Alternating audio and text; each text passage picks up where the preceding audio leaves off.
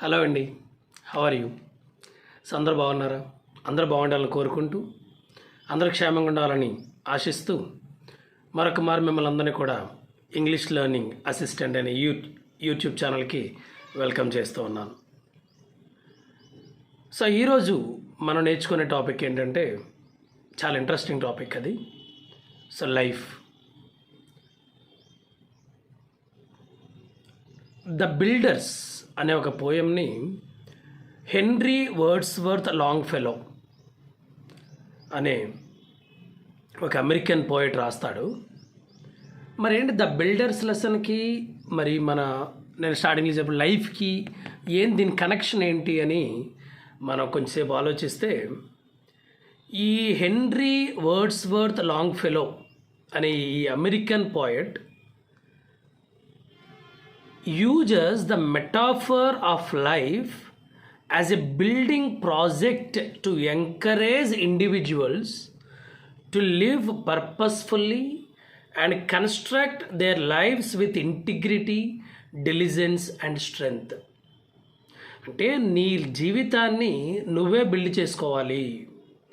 మన జీవితానికి ఉండవలసిన ముఖ్యమైన 3 పనిముట్లు లేదా ముఖ్యమైన 3 మెటీరియల్ ఏంటి అంటే, మొదటిది ఇంటిగ్రిటీ ఉండాలి, సెకండ్ వన్ డిలిజెన్స్ ఉండాలి, థర్డ్ వన్ స్ట్రెంగ్త్ ఉండాలి అని చెప్పి మనకి హెన్రీ వర్డ్స్వర్త్ లాంగ్ఫెలో ద బిల్డర్స్ అనే పోయంలో మనకి చెప్పడం జరుగుతుంది అనమాట. ఓకేనా? సో ఇక్కడ మెటాఫర్ అంటే సింపుల్ థింగ్ అండ్ కంపారిజన్. ఓకేనా? కంపారిజన్ చూద్దాం. మరి మన అసలు లైన్ బై లైన్ అర్థం చేసుకోవాలి కూడా మనకి ఎలాగ అర్థమవుతుంది, ఏ లైన్లో ఏం చెప్పాడు, ఎంత బాగా చెప్పాడు అనేది మనం క్లియర్గా ఎక్స్ప్లెయిన్ చేసుకుందాం. సో ఇదే ఫస్ట్ టైం కానీ మీరు నా ఛానల్ చూస్తున్నట్టయితే దయచేసి సబ్స్క్రైబ్ చేయమని కోరుకుంటూ, అలాగే మీకు ఇష్టమైతే షేర్ చేయమని ఆశిస్తూ, చివరి వరకు చూడమని మిమ్మల్ని మనవి చేసుకుంటూ, మరొకసారి మిమ్మల్ని అందరినీ కూడా లైన్ టు లైన్ ఎక్స్ప్లెనేషన్కి ఇన్వైట్ చేస్తూ ఉన్నాను అనమాట. Okay. All are architects of fate working in these walls of time. Architect అంటే అర్థం ఏంటండి? డిజైనర్ అంటాం, లేకపోతే క్రియేటర్ అంటాం. ఫేట్ అంటే అర్థం ఏంటి? డెస్టినీ అంటే అవుట్కమ్ ఆఫ్ లైఫ్. మనం ఒకటి చేసాము, దానికి అవుట్కమ్ ఏంటి? ఓకేనా? సో ఇక్కడ all are architects of fate working in these walls of time అన్నాడు. అంటే అర్థం ఏంటంటే, every person is responsible for shaping their own destiny, their own identity, much like an architect building a structure. అంటే ఒక architect ఒక స్ట్రక్చర్ని ఎలాగైతే build చేస్తూ ఉంటాడో, అలాగే ప్రతి ఒక్కరు కూడా మీ జీవితాన్ని మీరే బిల్డ్ చేసుకోవాలి. The walls of time represent the boundaries of life within which we build our lives. అంటే మనకిచ్చిన సమయంలో, మనకున్న సరౌండింగ్స్తో, మనకున్న ఫ్రెండ్స్తో, మనకున్న ఫ్యామిలీస్తో, మనకున్న ఎవరైతే మా అనుకుంటూ ఉంటామో వాళ్ళతో కలిపి నీ జీవితాన్ని ఎలా క్రియేట్ చేసుకుంటున్నావు అనేది ఈ యొక్క ఫస్ట్ 2 లైన్స్ యొక్క అర్థం అన్నమాట. సో మనం ఆల్రెడీ చెప్పుకున్నాం, ఆర్కిటెక్ట్స్ అంటే అర్థం ఏంటి? Designers are creators. Next fate అంటే డెస్టినీ. డెస్టినీ అంటే అర్థం ఏంటి? మనకి the outcome of life, the outcome of లైఫ్గా మనం అర్థం చేసుకోవచ్చు. ఓకే, నెక్స్ట్ ఇంకా చూద్దాం. నెక్స్ట్ లైన్ చూద్దాం. Some with massive deeds and great, some with ornaments of rhyme. So ఇక్కడ మ్యాసివ్ డీడ్స్ అన్నాడు అంటే అర్థం ఏంటి? ఇంపార్టెంట్ ఆర్ సిగ్నిఫికెంట్ యాక్షన్స్ అన్నమాట.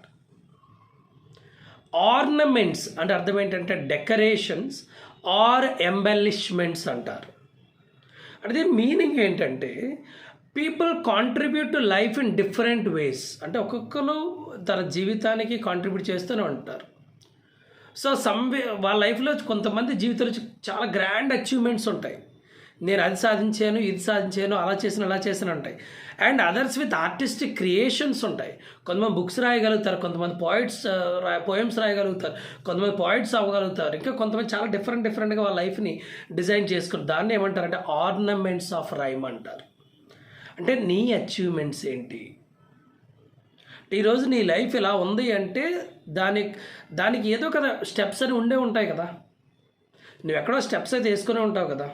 ఇప్పుడు నేను ఉన్నాను ఒక టీచర్ని, అంటే నాకు నా అచీవ్మెంట్స్ ఏంటి, నేను సో అండ్ సో స్టడీస్ చదివాను, లేకపోతే సో అండ్ సో స్కూల్స్లో వర్క్ చేశాను, సో ఇలా మెంటార్షిప్ చేస్తున్నాను, లేకపోతే ఇలా కౌన్సిలింగ్ ఇవ్వగలను, ఇలాంటివి నాకు ఉన్నాయి. కాబట్టి maybe I can call it is the ornaments of my life. Okay, next, nothing useless is or low, each thing in its place is best. So మనం చాలాసార్లు అనుకుంటూ ఉంటాం, దీనివల్ల నాకు ఏం ఉపయోగం ఉంది, ఇది యూజ్లెస్ కదా నా జీవితంలోని అనుకుంటూ ఉంటాం. ఇక్కడ యూజ్లెస్ అంటే అర్థం ఏంటంటే వితౌట్ వాల్యూ, వితౌట్ వాల్యూ. లో అంటే ఏమంటాడు, నథింగ్ యూజ్లెస్ ఈజ్ ఆర్ లో అంటాడు. అంటే అర్థం ఏంటి, ఇన్ఫీరియర్ ఆర్ ఇన్సిగ్నిఫికెంట్. ఇక్కడ లో అంటే మీనింగ్ అంటే ఇన్సిగ్నిఫికెంట్, అంతగా ప్రాముఖ్యత లేనిది అని మనం చెప్పుకోవచ్చు. కానీ మన ఆథర్ హెన్రీ వర్డ్స్వర్త్ లాంగ్ఫెలో ఏమంటాడంటే, ఎవ్రీ యాక్షన్ అండ్ క్రియేషన్, నువ్వు ఈరోజు ఏదైతే చేస్తున్నావో అది మంచా చెడా, లేకపోతే పక్కలు పాడు చేయడమా, పక్కల కోసం నెగిటివ్గా చెప్పడమా, లేకపోతే పక్కలకు తప్పుగా అర్థం చేసుకోవడం, లేకపోతే ఇవన్నీ ఉంటాయి కదా. మనం చేసే ప్రతీది అది పెద్దది అవ్వచ్చు, చిన్నది అవ్వచ్చు, no matter how small has value and purpose in grand design life. But మనం చేసే ప్రతీది కూడా లైఫ్లో కన్స్ట్రక్ట్ చేసుకుని ఒక ఇటుకలా ఉపయోగపడుతుంది అన్నమాట. అదే మనం మంచి చేసామనుకోండి, అవి చాలా స్ట్రాంగ్గా ఉంటుంది ఆ ఇల్లు. అదే చెడు చేసామనుకోండి ఖచ్చితంగా ఒక టైంలో కూలిపోద్ది. బట్ మంచా చెడ ఏదైనా కానీ మనం కన్స్ట్రక్ట్ చేసుకొని మన జీవితానికి అవి ఇటుకలు లాంటివి అనమాట. సో జాగ్రత్తగా బిల్డప్ చేసుకోండి your life. Next, and what seems but idle show strengthens and supports the rest.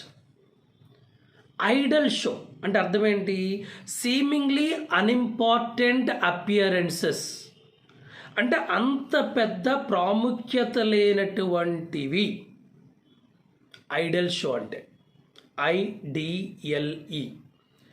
అంటే మనకు కొన్నిసార్లు ఏమంటే ఇది నాకు ఎందుకు పనికిరాదు, for me it is unimportant. ఆరు కొన్నిసార్లు ఏమనుకుంటాం అంటే చాలా ఇది నాకన్నా ఎక్కువ రా బాబు, ఇది హైలీ సూపర్ఫిషియల్. మనం ఏవైతే ఎలాగ మనది కాదు అని చెప్పి మనం కాదనుకుంటామో,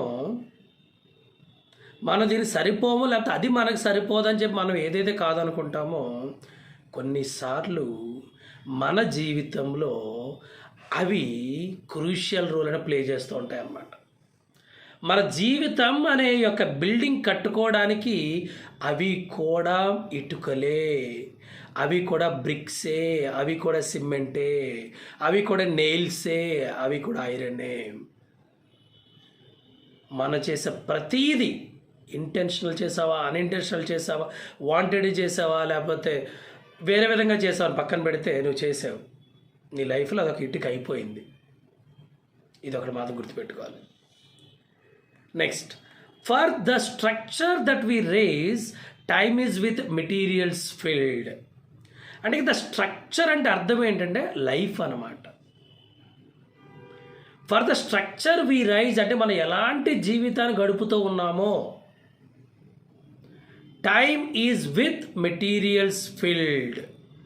అంటే టైం అనేది it provides us with experiences. మనం చేసే ఏ ఎక్స్పీరియన్స్ అయితే ఉందో, మనం ఈరోజు ఏదైతే చేస్తున్నామో, షూర్లీ ఇవన్నీ కూడా ద స్ట్రక్చర్ అండ్ ద లైఫ్కి చాలా ఉపయోగపడే మెటీరియల్స్ అనమాట. సో నువ్వు మంచి మెటీరియల్ యూజ్ చేస్తున్నావా, చెడు మెటీరియల్ యూజ్ చేస్తున్నావా, సో ఎలాంటి మెటీరియల్ యూజ్ చేస్తున్నావా అనేది చాలా అంటే చాలా important. Our todays and yesterdays are the blocks with which we build. ఇక్కడ బ్లాక్స్ అంటే అర్థం ఏంటంటే పీసెస్ అనమాట. మరి మన లైఫ్ పరంగా చూసుకుంటే components use to build something.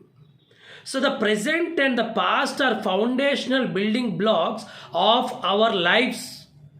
ప్రజెంట్లో కానీ పాస్ట్లో కానీ ఏదైతే చేసావో దాంతోనే ఒక జీవితాన్ని బిల్డ్ చేసుకున్నావు, దాంతో already you have structured your life.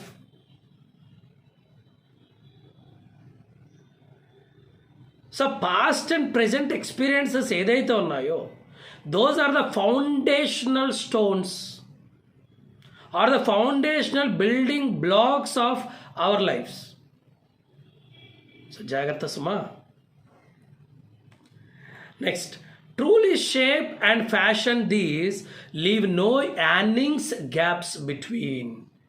ఇక్కడ ఫ్యాషన్ అంటే to mould or create, yawning gaps అంటే large obvious spaces or machines.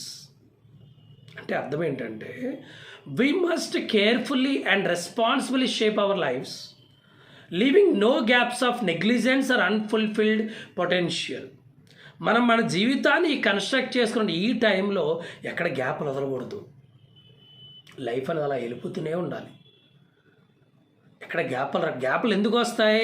Because of your deeds, నీ ప్రెజెంట్ పాస్ట్ ఎక్స్పీరియన్సెస్ వల్ల నీ గ్యాప్స్ వస్తాయి. సో అలాంటిది వదలొద్దు అంటున్నాడు. Think not because no man sees, such things will remain unseen. Unseen అంటే not visible, not noticed.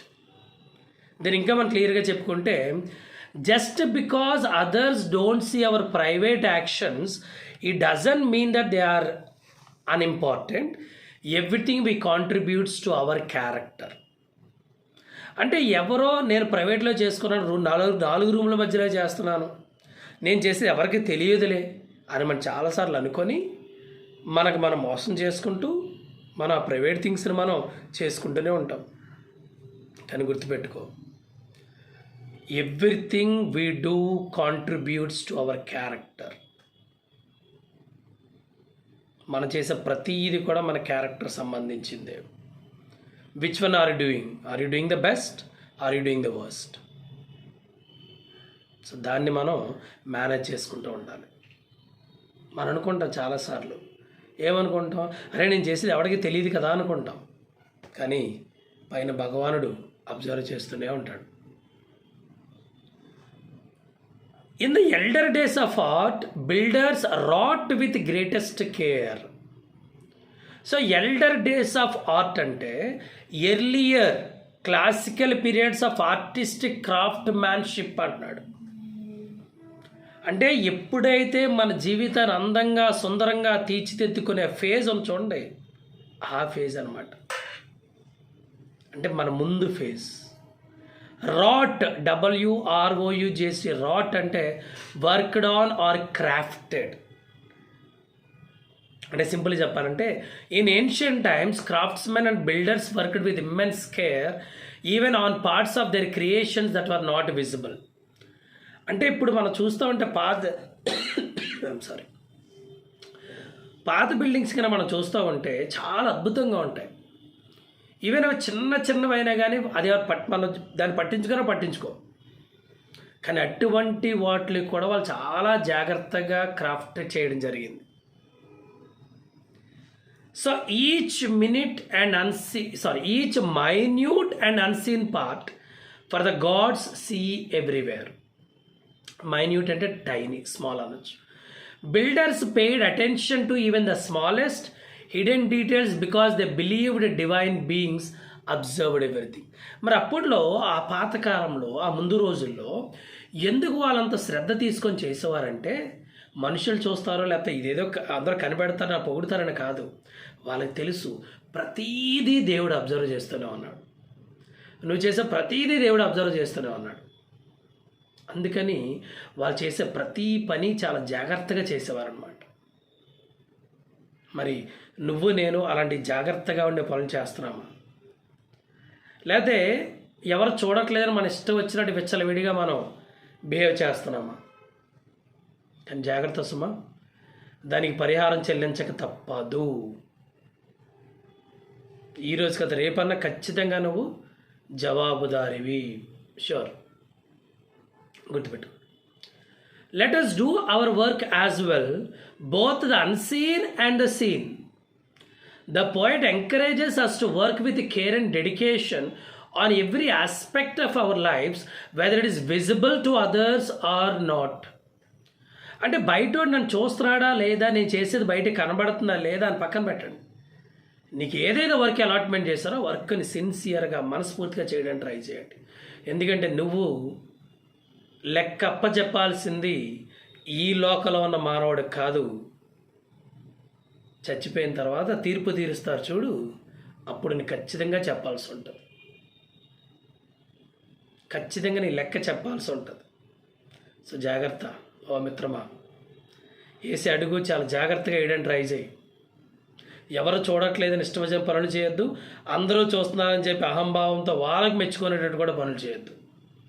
నీకు ఏదైతే పని అప్పచెప్పారో మనస వాచ కర్మ క్రియ చేయడానికి ప్రయత్నించు. Make the house where God may dwell beautiful, entire and clean. ఇక్కడ ఏమంటాడంటే డ్వెల్ అంటే రిసైడ్ ఆర్ లివ్, ఎంటైర్ అంటే ఓల్ ఆర్ కంప్లీట్. సో నువ్వు కట్టే ఇల్లు ఎలా ఉండాలంటే the house represents a life or the soul which should be very pure, complete and worthy of divine presence.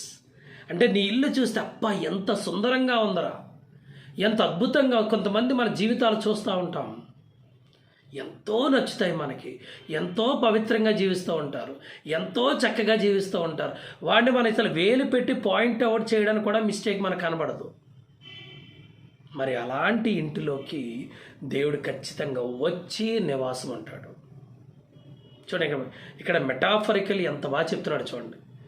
ఇల్లుని మన జీవితంతో కంపేర్ చేసి ఇలాంటి ఇల్లు కట్టుకుంటే ప్యూరిటీ, క్లియర్గా ఉన్న ఇల్లు కట్టుకుంటే దేవుడు వచ్చి నీ దాంట్లో నివసిస్తాడు కదంటే దాన్ని మనం అర్థం చేసుకోవడం జీవితం. మరి ఇలాంటి జీవితంగా నువ్వు జీవిస్తే దేవుడే నీకు నీ ఇంట్లో వచ్చి నివాసం ఉంటాడు కదా మిత్రమా. So make the house where God may dwell. దేవుడిని నువ్వు ఇన్వైట్ చేయగలిగి ఆయన్ని నీ జీవితంలో ఆహ్వానించగలిగేటంత గొప్ప అందమైన సుందరమైన పుణ్యమైన జీవితాన్ని జీవించే మిత్రమా అంటున్నాడు. Else our lives are incomplete standing in these walls of time. If you fail to build our lives properly, మన జీవితాల్ని మనం ఎప్పుడైతే సరిగా నిర్మించలేకపోతున్నామో, లేదా మనం కట్టాల్సిన ఇల్లుని మనం ఎప్పుడైతే కరెక్ట్గా కట్టలేకపోతున్నామో, దే విల్ రిమైన్ అన్ఫినిష్డ్. అవి ఎప్పటికీ అన్ఫినిష్డ్గానే ఉండిపోతాయి. Symbolised by the walls of time within which we live. అంటే మన జీవితంలో బ్లాక్స్, గ్యాప్స్ ఏదైతే ఉన్నాయో అవి మంచి అలాగే ఉండిపోతాయి. దాని ద్వారా మనం ఎటువంటి మంచి ఇల్లుని మనం కట్టలేము. So broken stairways where the feet stumble as they seek to climb. Stumble అంటే to trip or falter, పడిపోవడం సింపుల్గా. A poorly built life is like a staircase with broken steps, making progress difficult and uncertain. మరి ఎప్పుడైతే నువ్వు గ్యాప్స్తో build చేస్తున్నావో, ఎప్పుడైతే నువ్వు private life నువ్వు సీక్రెట్గా నన్ను ఎవరు చూడట్లేదని చెప్పి నువ్వు బిల్డ్ చేసుకుంటున్నావో, ఎప్పుడైతే నీ క్యారెక్టర్ నువ్వు వేస్ట్గా తయారు చేసుకుంటున్నావో, మరి దానికి స్టేర్ కేస్, అలాంటి ఇల్లుకి ఎక్కడానికి ఫస్ట్ ఆఫ్ ఆల్ ఆ స్టేర్ కేసుని విరిగిపోయి ఉంటాయి. మనం ఆ విరిగిపోయిన స్టేర్ కేసు మీద వెళ్ళడం అనేది ఎంత కష్టం, ఆ మెట్ల మీద నడవడం ఎంత కష్టం ఆలోచించండి. ఆ జీవిత గమనం అనేది ప్రాపర్గా సాగిపోదు, అన్నీ అడ్డంకులే, అన్నీ బ్లాక్సే. మరి దాంట్లోంచి మనం దాటుకొని వెళ్ళగలుగుతున్నామా?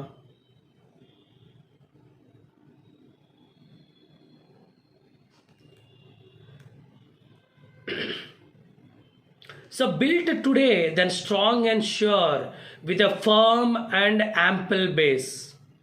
The poet advises building life with a strong foundation of principles and values, ensuring stability and security. Ample అంటే అర్థమైనట్టు లార్జ్ ఆర్ సఫిషియంట్. అంటే నీ పాయింట్ మనకి అడ్వైజ్ చేస్తూ ఉన్నాడు. ఏం చేస్తున్నాడంటే నీ యొక్క జీవితం అనే ఈ యొక్క హౌస్ని వాల్యూస్ అనే ప్రిన్సిపల్స్ తోటి కట్టు, మారల్స్ అనే ప్రిన్సిపల్స్తో కట్టు. ఎప్పుడైతే ఈ మారల్ వాల్యూస్ అనే ప్రిన్సిపల్తో నీ ఇల్లు నువ్వు కడతావో, it will be very stable and it will be very secure అంటున్నాడు. అది ఎక్కువ కాలం ఉంటుంది. నీ ఇంట్లోకి ఎవరు కూడా తొందరగా రాలేరు. And ascending and secure shall tomorrow find its place. Ascending అంటే రైజింగ్ అనమాట, పైకి ఎదగడం.